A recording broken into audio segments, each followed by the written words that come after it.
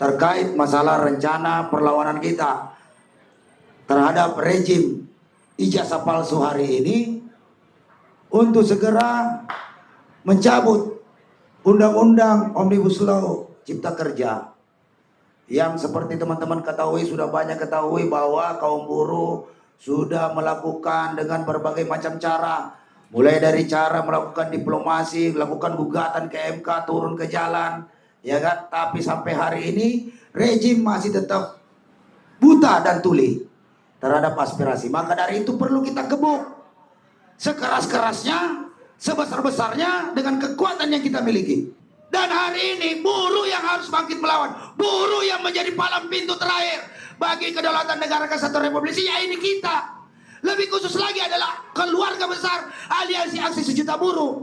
Mau federasi manapun, mau konfederasi manapun, mau dia berserikat atau tidak berserikat, semua buruh ketika dia sadar turun bersama-sama pada tanggal 10 Agustus, nah itulah benteng terakhir daripada kedaulatan negara kesatuan Republik Indonesia. Kita ini, ya kan, jangan berikan di mana-mana kita bicara pimpinan-pimpinan, pemuka-pemuka agama yang ternyata dikasih bantuan, pesantrennya dikasih bantuan, gerejanya dikasih bantuan oleh pemerintah ini melalui APBN, ya kan, memerintahkan kita dari kaum tertindas. Udah sabar aja, ikhlas saja, nanti juga ada masanya, sebentar lagi pemilu.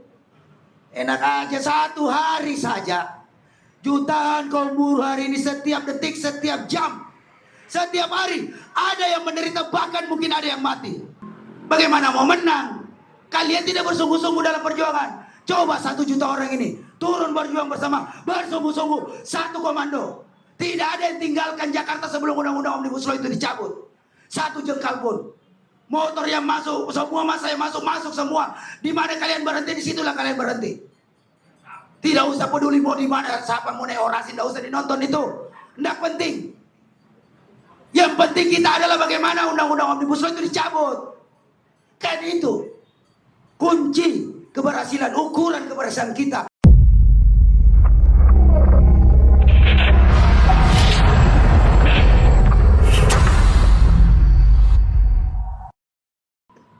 Kayak gini-gini yang paling seneng Bung Daeng sebenarnya. Motongnya banyak ya Bung Daeng ya. Oke, karena udah saya sebutin terus, langsung saya panggil. Ini dia nih, yang paling menggelegar pokoknya kalau sudah berorasi. Bung Daeng, waktu dan tempat kami persilakan. Setelah ini siap-siap Bung Baso. Ya, jangan kemana-mana dulu Bung Baso.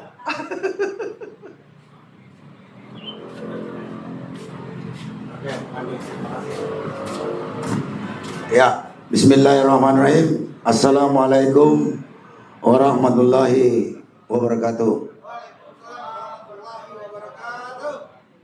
Yang saya hormati kawan-kawan dari Serikat Pekerja, Serikat Buruh se-Kabupaten Bogor, Cianjur, Sukabumi, dan Depok yang hadir di sini. Juga tuan-tuan dan puan-puan, para pejuang kaum buruh Indonesia yang menyempatkan hadir di sini mendengarkan aspirasi-aspirasi daripada Serikat Pekerja, Serikat Buruh di tingkat perusahaan, cabang, wilayah, daerah, juga pusat. Bahwa hari ini kita melakukan konsolidasi secara maraton di 12 titik.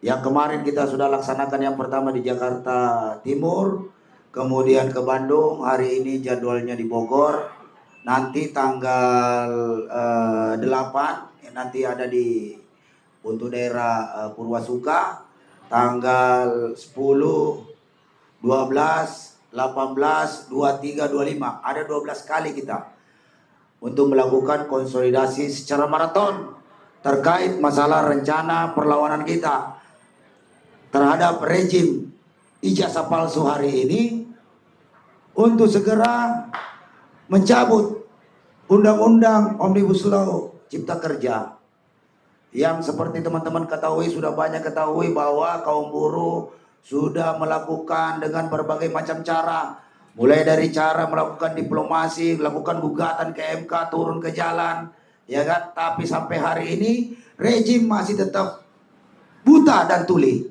terhadap aspirasi. Maka dari itu perlu kita gebuk sekeras-kerasnya, sebesar-besarnya dengan kekuatan yang kita miliki. Hari ini yang mempertahankan kedaulatan NKRI, saya nyatakan dengan tegas bahwa hanya kaum buruh Indonesia, saudara-saudara.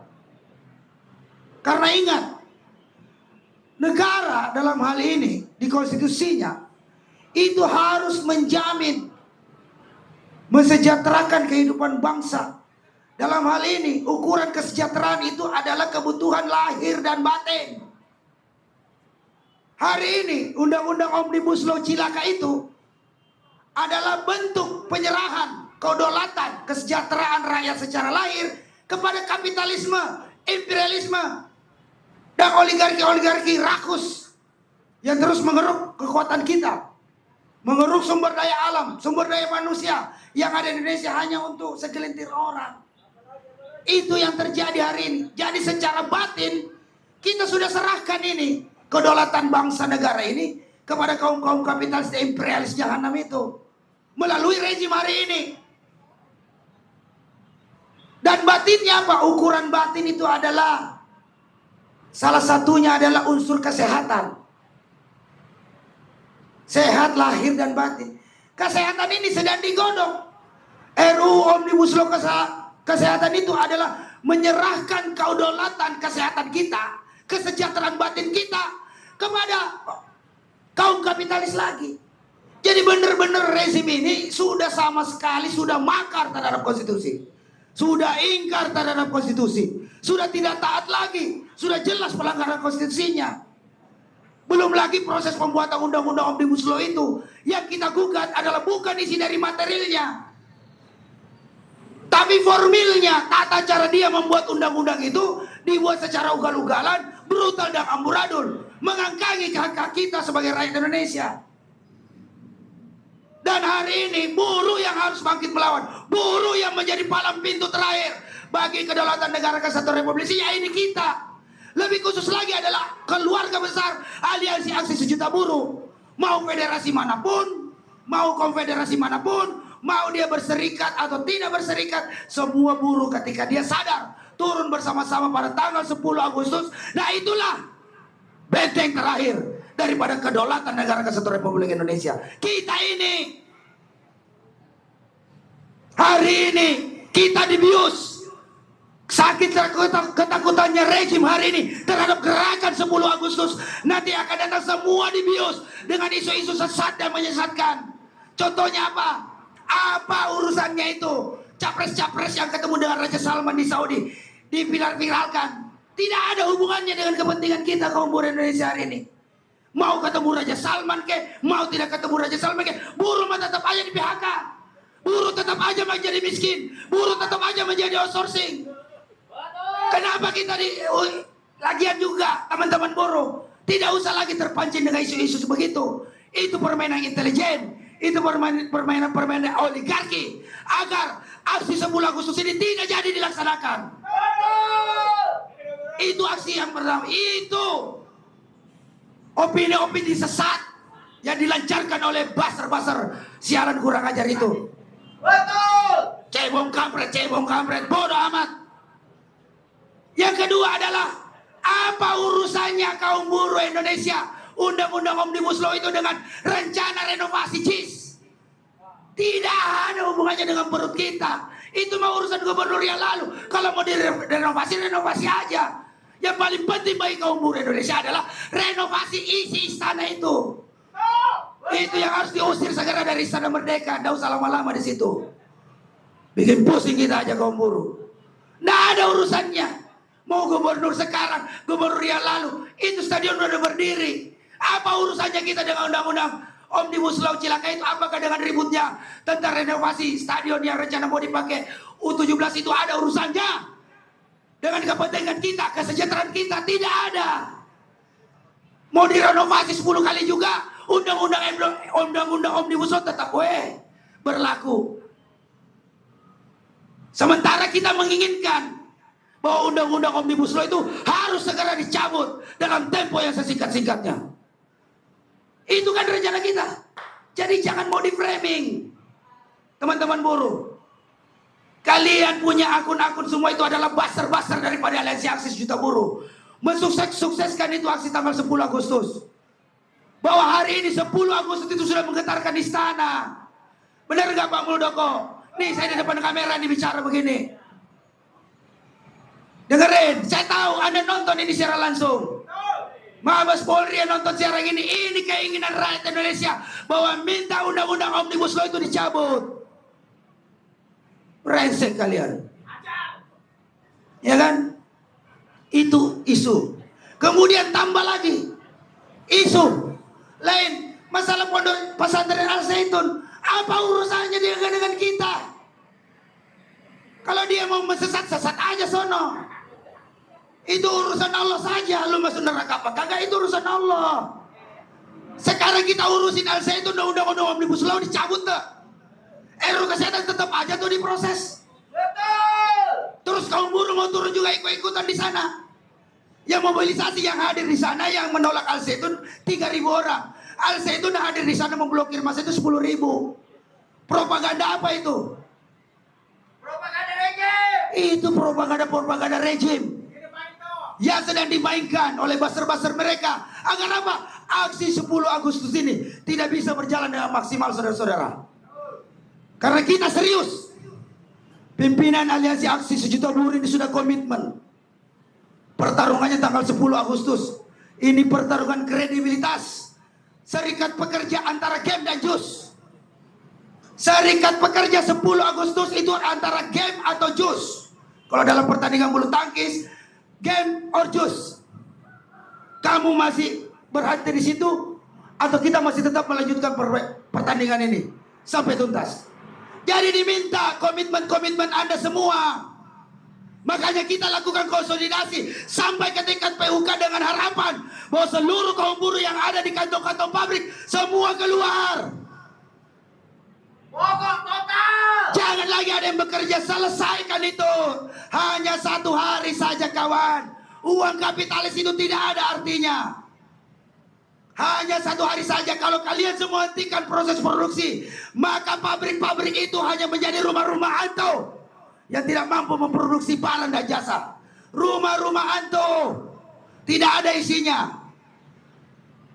Mesin-mesin itu hanya menjadi barang-barang rongsokan yang siap dikilo, dijual lagi sana sama pembeli besi bekas. Hanya 1 hari saja. Uang-uang kaum pemodal itu tidak bisa berputar, tidak bisa menghasilkan keuntungan. Karena kenapa? Jantung proses produksi mereka, kita adalah diri kita ini, saudara-saudara. Adalah kaum buruh, kaum pekerja. Menghentikan semua itu dengan 1 kali tombol, yaitu turun aksi besar-besaran pada tanggal 10 Agustus 2023. Siap tidak? Siap tidak? Hidup buruh. Itu tidak usah takut. Ini bukan tausiah, tapi silakan buka surah An-Nisa 148. Baca itu baik-baik. Di situ Allah memerintahkan kita untuk marah-marah sama pemerintah yang zalim kepada kita. Jadi jangan pemerintah ini bilang jawab dengan doa, sabarlah, ya kan? Nanti dibalas di surga. Untuk surga neraka urusan nanti. Jangan usah ajari pemerintah, pemuka agama, ulama, nggak usah ajari buruh tentang tauhid.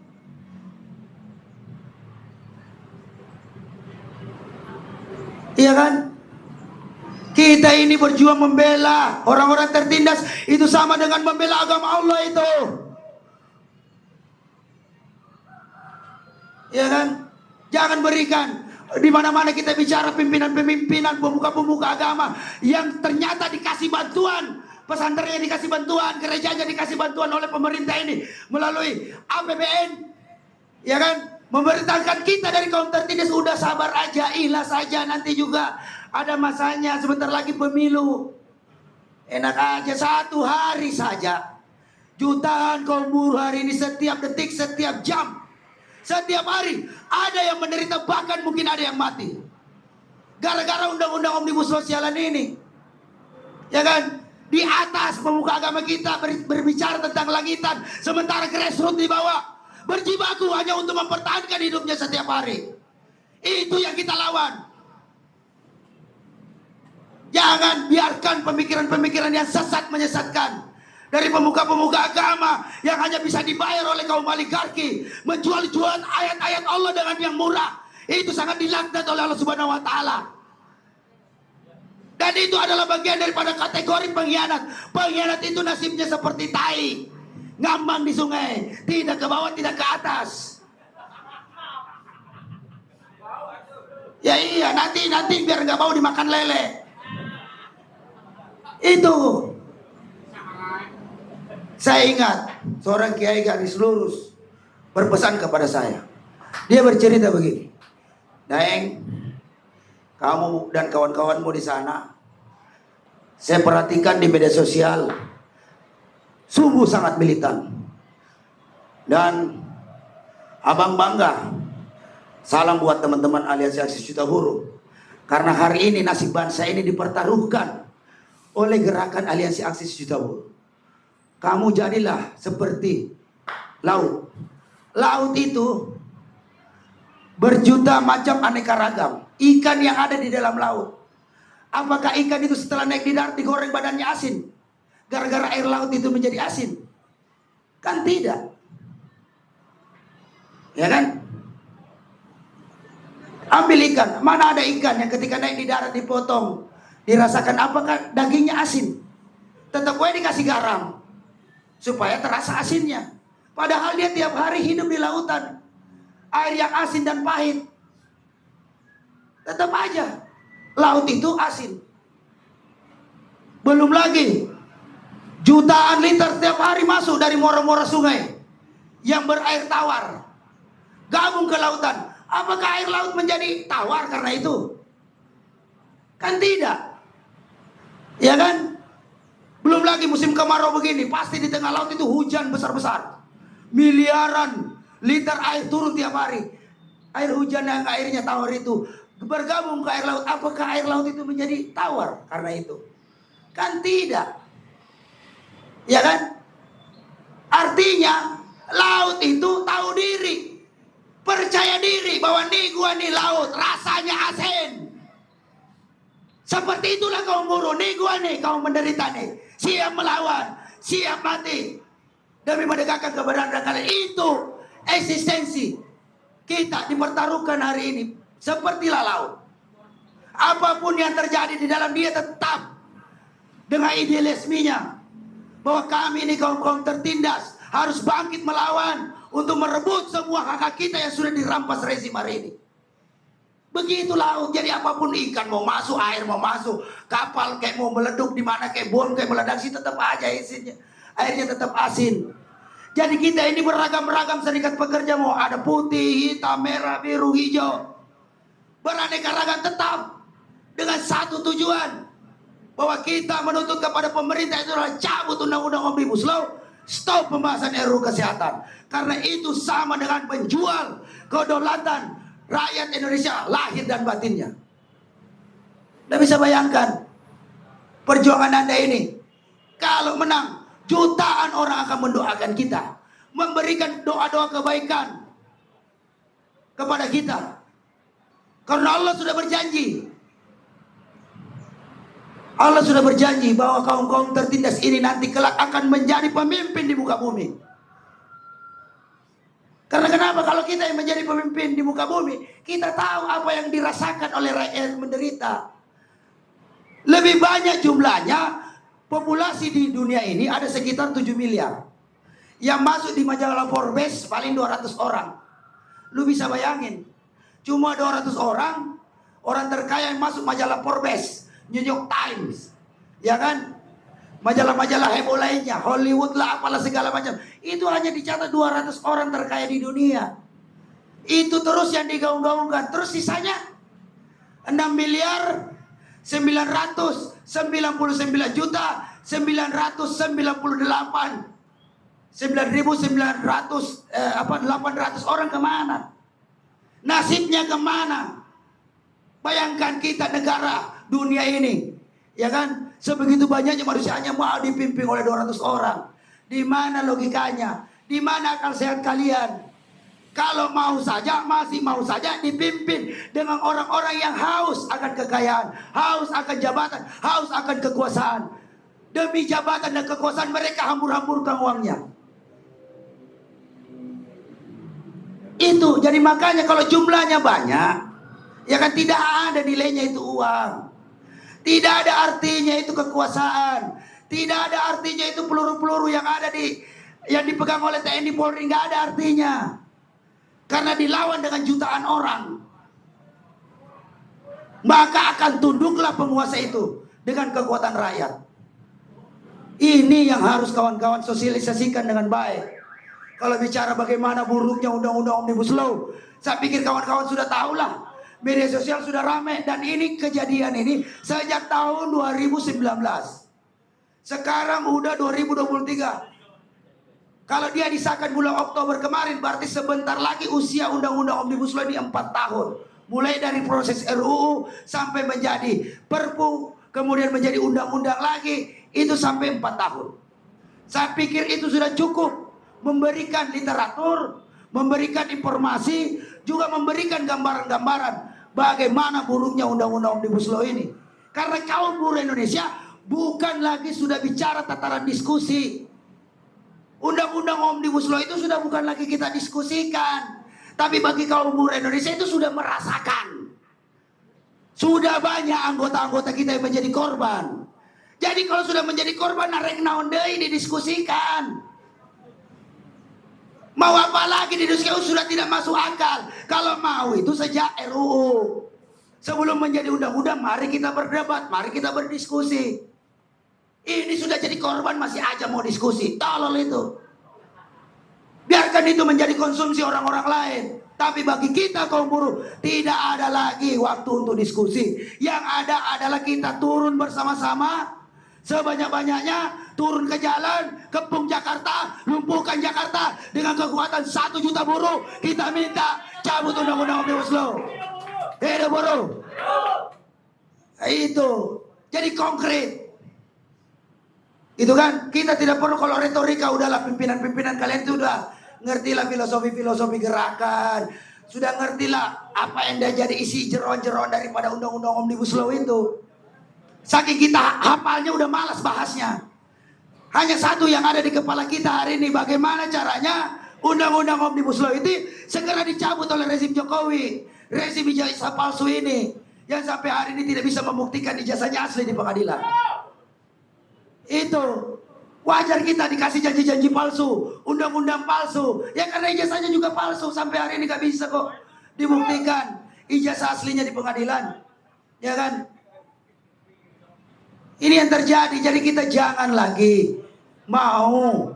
Yang pokok pertama ini, jangan cepat terpancing oleh opini-opini sesat yang dilemparkan oleh buzzer-buzzer istana dan rejim-rejim pendukung undang-undang Omnibus Law itu untuk menggeser isu akbar kita 10 Agustus 2023 Kepung Jakarta.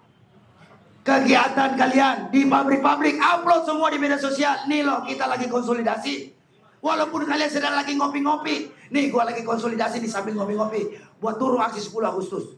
Anda bisa bayangkan kalau 10 juta anggota kita di tingkat pabrik megang handphone, posting itu kegiatannya, apa nggak geger itu media sosial? Semua buruh diarahkan di media sosial mulai hari ini hanya membicarakan bagaimana kita mensukseskan aksi kita 10 Agustus yang akan datang. Tidak ada masalah lain. Yang lain sementara bodoh amat. Itu agar fokus, agar buruh tiap hari membaca perkembangan-perkembangan, agar bisa mengasah sehingga mampu menimbulkan kesadaran bagi kaum buruh bahwa ini kaum tertindas. Tidak bisa lagi dibuai-buai dengan yang gaji seberapa gitu terus lembur-lemburan. Tadi Bung Rudi udah sampaikan, esensi daripada media itu adalah mengurangi jam kerja, menaikkan upah. Sekarang yang terjadi, upah diturunkan, jam lembur ditingkatkan, jadi beda, garis volumenya beda. Garis volumenya beda. Ini yang terjadi. Nah, kawan-kawan dibuai oleh itu. Kenapa? Karena kalian tidak yakin bahwa ketika kita turun bersama-sama, insya Allah pasti bantuan Allah itu datang memenangkan kita. Itu janji Allah itu.